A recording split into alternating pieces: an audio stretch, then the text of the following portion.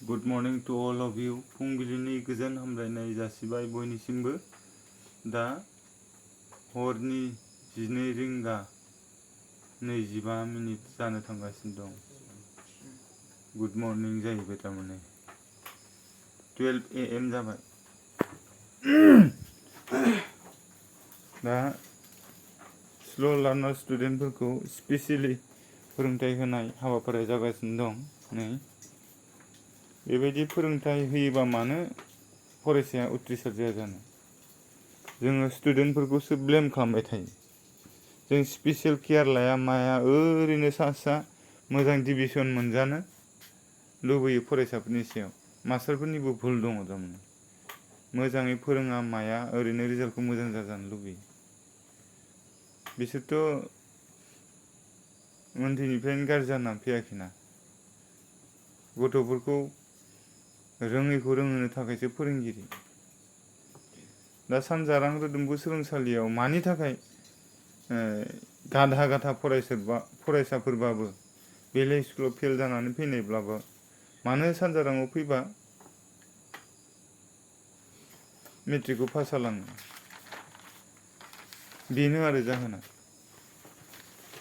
दा हरनि 12टा 12:30 जानोसै बे समावबो स्ल' लार्नार स्टुडेन्टफोरनि थाखाय स्पेसियेल केयार लानानै बिसोरो लड लानो हानाय बायदि सानखान्थिखौ फोरोंथाइ होनाय जादों।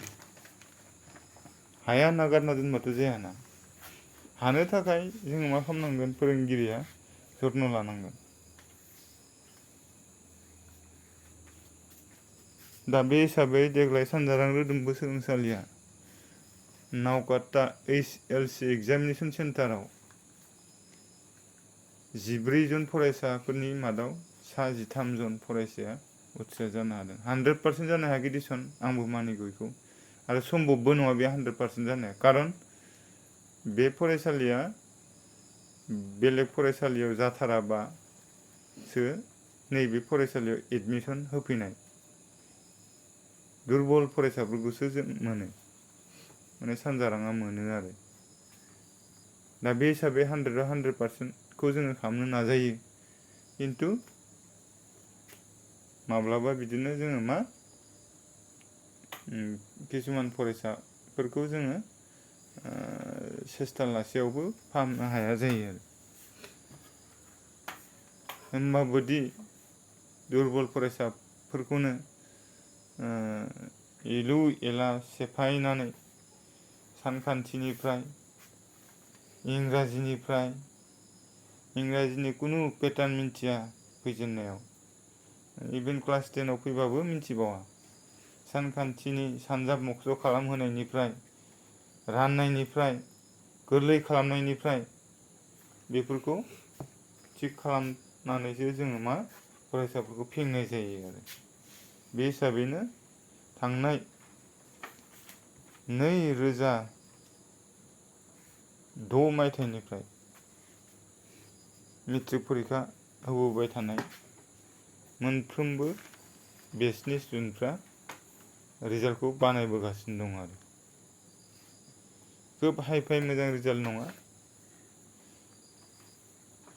खिन्थु स्ल' लार्नार स्टुडेन्टफोरनि थाखाय बे सानजारां रोदोम्बु सोलोंसालिया स्पेसियेल मोनसे रल लाना खामानि मावगासिनो दं। आरो बिदि नङादि सानजारां रोदोम्बु सोलोंसालियाव गासैबो फरायसायानो दुरबलासो फैजोबो, बेबो नङा। जायफोर फरायसाया उन्दै थाखोनिफ्राय माने नार्सारिनिफ्राय आरो फरायनानै 10सिम मोजाङै फरायदोंमोन, बैसोर फरायसाखौ दिनैनि तारिखाव मोजां डिभिजन लाहोनानै पासबो खालामनानै हरबाय। आनखि सानजारां रोदोम्बु सोलोंसालियावनो नावकाता HLC एग्जामिनेसन सेन्टाराव गिबि खेबनि बर' बिजोंनि डिस्टिंसन मोननो हानाय फरायसा जोनोम जाबाय। 2017 मायथाइयाव रजेन्द्र दैमारि होननाय सासे फरायसुलाया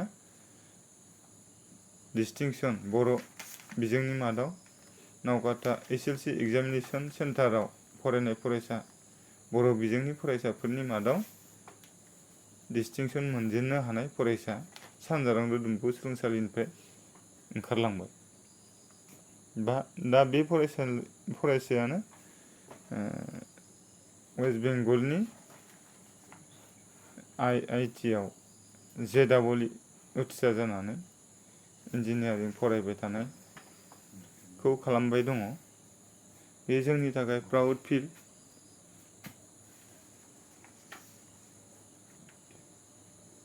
जोंनि थाखाय दुगानाय सोमजिहोयो।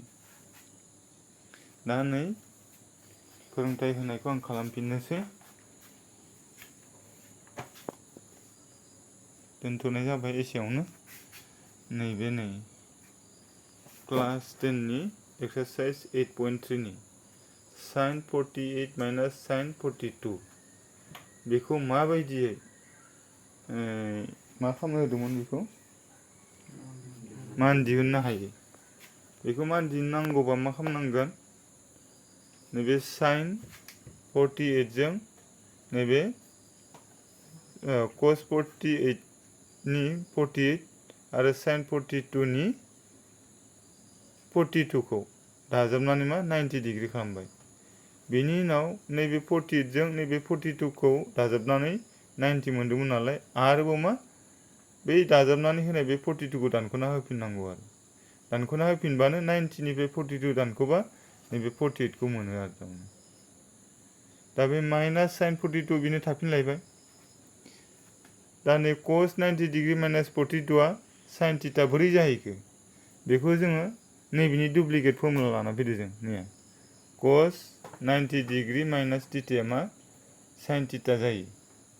होमबा नैबे cos 90 डिग्री माइनास 42 आबो मा जाहैगोन sin 42 जाहैगोन आरो ओरै माइनास sin 42 थाखाबाय माइनास sin 42 माइनास sin 42 नैबे जेबो सिन गैया माने प्लास नैबे sin 42 बे मा माइनास sin 42 डिग्रीनिफ्राय sin 42 डिग्री दानख'योबा मा 0 बेबायदि आरो